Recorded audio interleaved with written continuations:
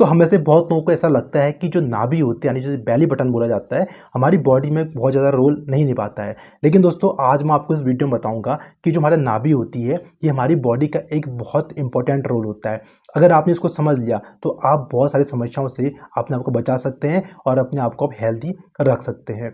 दोस्तों आयुर्वेद में कहा गया है कि जो हमारा जो बेली बटन होता है जिसे हम मर्म नाभि बोलते हैं, ये तरह से मर्म का पॉइंट होता है। और मर्म एक ऐसी चीज़ होती है जहाँ पर अगर कोई पर चोट लग जाए, इंजरी हो जाए तो ये आपके लिए फैटल हो सकती है, आपको दिक्कत कर सकती है, आपकी मृत्यु यानी डेथ भी हो सकती है। तो यानी ये मर्म इतना इंपॉर्टेंट है क्योंकि अगर हमारे आयुर्वेद में कहा गया है तो इसका मतलब ये है कि इसकी बहुत ज़्यादा इंपॉर्टेंस थी, तभी उन्होंने सही से मर्म क्या कहते हैं संज्ञा दी थी।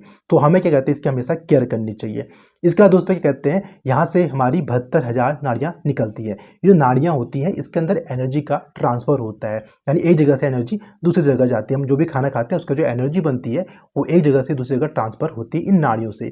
अगर आपकी नाभि में कोई दिक्कत आ जाएगी तो ये जो आपकी एनर्जी है यहाँ से लेकर वहाँ तक जाने में उसको दिक्कत होगी और आपका एनर्जी कम आ सकती है, आपका डाइजेशन खराब हो सकता है, आपको बीमारियाँ आपको हो सकती है, आपको इन्फेक्शन हो सकता है। तो इसलिए नाभि क्या कहते हैं हमारा बॉडी में बहुत ज़्यादा रोल होता है।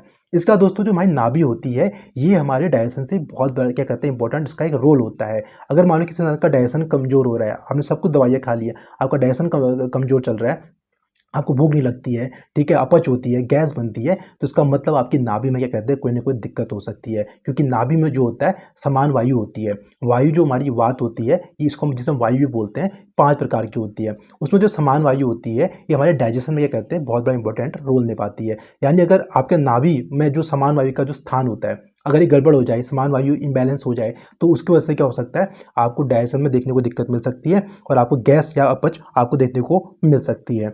अब दोस्तों जानते हैं कुछ ऐसे पॉइंट्स जानेंगे जिससे हम क्या कहते हैं जानेंगे कि नाभि कितना इंपॉर्टेंट हमारी बॉडी में रोल निभाती है और कुछ ऐसी होम रेमेडीज या फिर ऐसी कुछ चीज़ें जिससे आप क्या कहते हैं अपने आप को कहते हैं फिट रख सकते हैं। दोस्तों पहला क्या कहते हैं नाभि पूजन के बारे में आपको बताना चाहूँगा।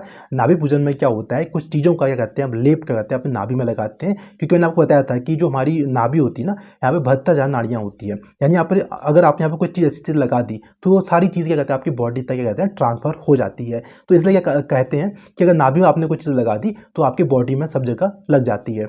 आपने देखा होगा कि घर में आपने देखा होगा कि जैसे छोटे छोटे बच्चे होते हैं अगर उन्हें पेन हो जाए, पेट में दर्द हो जाता है, ठीक है, कॉलिक पेन हो जाता है, रुक रुक के पेन हो रहा है और बच्चे रो रहे हैं और समझ नहीं आ रहा होता है, तो घर वाले क्या करते हैं छोटी सी क्या कहते हैं हींग लेके कपड़े में बांध के उसके नाभि में लगा देते हैं।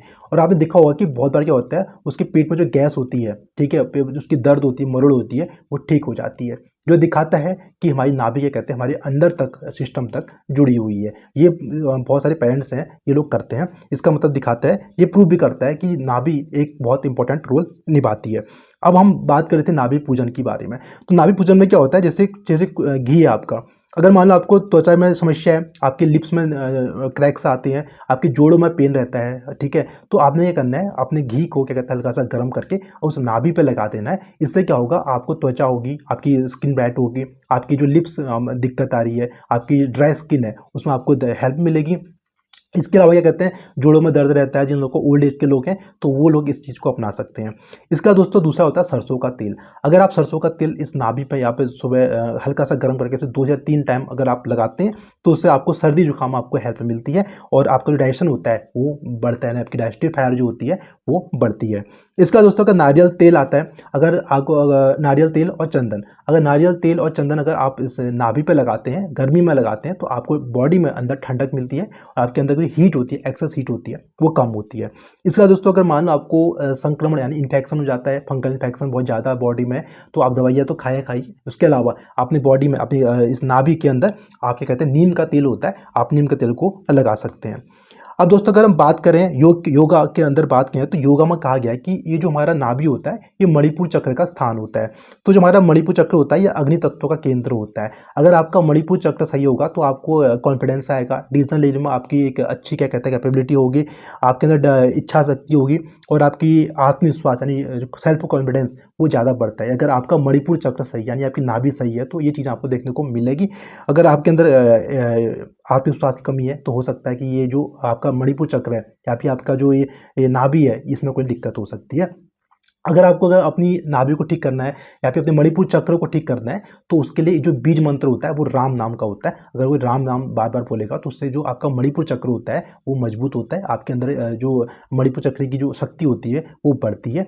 इसके अलावा जब अगर आप मेडिटेट करेंगे तो आपको क्या कहते हैं अपने इस नाभि पे मेडिटेट करना पड़ता है और हमको पीला एक ऐसा लगता है, ये यहाँ पर जो लाइट होती है वो पीली लाइट होती है, यानी जो कलर होता है वो पीला कलर होता है। आपको विजुलाइज करना पड़ता है, आप मेडिटेट कीजिए और यहाँ पर विजुलाइज करिए कि आपकी नाभि से पीला रंग जो हो रहा है वो पूरे शरीर में फैल रहा है। तो इससे क्या होता है, आपका मणिपुर चक्र क्या कहते हैं स्ट्रांग होता है, आपका डाइजेशन मजबूत होगा, आपके अंदर कॉन्फिडेंस आएगा और आप डिसीजन लेने में अच्छे तरीके से कर पाएंगे। इसका दोस्तों अगर मान लो क्या कहते हैं, अगर आपकी बॉडी में वात इम्बैलेंस हो जाए, ठीक है, वात अगर त्रिदोष में से अगर वात इम्बैलेंस हो जाएगा तो आपकी नाभि में क्या कहते हैं आपको खिंचाव हो सकता है, गैस हो सकती है, कब्ज हो सकता है। अगर बॉडी में पित्त क्या कहते हैं बैलेंस खराब हो जाए तो आपको जलन हो सकती है, दस्त हो सकता है, चिड़चिड़ापन हो सकता है। और कफ की वजह से आपको दिक्कत होती है तो आपको कफ ज़्यादा बढ़ जाए, ठीक है, इम्बैलेंस हो जाए तो सुस्ती हो सकती है, पेट आपको भारी लग सकता है, भूख नहीं लगना सकता, भूख आपको लगने में आपको दिक्कत हो सकती है। तो क्या कहते हैं जो हमारे त्रिदोष होते हैं वो कहीं ना कहीं इस क्या कहते हैं इस नाभि को भी क्या कहते हैं अफेक्ट करते हैं। अगर दोस्तों अगर आप इस नाभि को ठीक करना चाहते हैं तो आप नौकासन कर सकते हैं। योगा में नौकासन होता है, आप फोटो में देख सकते हैं। इसको करने से कहते हैं आपकी नाभि जो होती है वो बैलेंस होती है और आपकी नाभि में जो समस्याएं होती हैं वो दूर हो जाती हैं।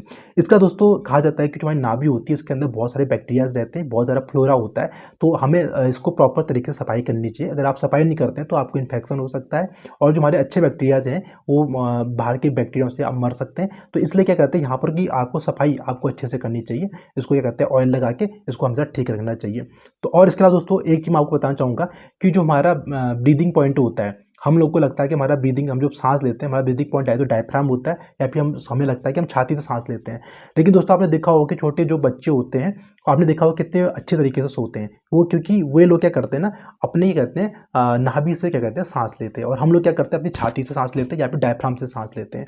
तो दोस्तों कहा जाता है कि जो हमारी अगर जो इंसान नाभि से सांस लेगा, ठीक है, ब्रीदिंग करेगा तो उसके अंदर एनर्जी ज़्यादा आती है, ऑक्सीजन ज़्यादा निकलती है और आपका जो माइंड होता है वो बहुत ज़्यादा काम हो जाता है, बहुत ज़्यादा शांत हो जाता है। तो इसलिए अगर आप चाहते हैं कि आपकी बॉडी में एनर्जी बहुत ज़्यादा आए, ऑक्सीजन ज़्यादा बढ़े, तो आपको कहते हैं अपने ब्रीदिंग जो है ना उस पॉइंट को यहाँ से न लेके छाती से न लेके अपने क्या कहते हैं नाभि से लेना चाहिए। नाभि से अगर आप ब्रीदिंग करेंगे तो उससे क्या होगा, आपके अंदर एनर्जी ज़्यादा आएगी, ऑक्सीजन ज़्यादा मिलेगा आपको और आपका दिमाग काफ़ी शांत होगा। आदि बच्चों को देखा होगा कि छोटे छोटे बच्चे होते हैं जब वो सोते उठते हैं तो बहुत एनर्जी से उठते हैं क्योंकि वो इतनी डीप नींद ले लेते हैं, और डीप नींद जो आने का कारण होता है वो उनकी ब्रीदिंग का जो पैटर्न होता है वो होता है, और उनका जो ब्रीदिंग पैटर्न होता है वो क्या कहते हैं आपका नाभि होता है। और हम लोग क्या करते हैं हम यहाँ से सांस लेते हैं, और जैसे बच्चा धीरे धीरे बड़ा होता है तो उसका जो ब्रीदिंग सेंटर होता है वो धीरे धीरे यहाँ तक आ जाता है। मतलब अब जो बच्चा नाभि से ले रहा होता है वो धीरे धीरे वो छाती से या फिर आपकी डायफ्राम से लेना जाता है, जिसकी वजह से क्या होता है उसकी जो नींद होती है वो थोड़ी सी कमज़ोर हो जाती है या फिर उतनी अच्छी तरीके से नहीं आती है।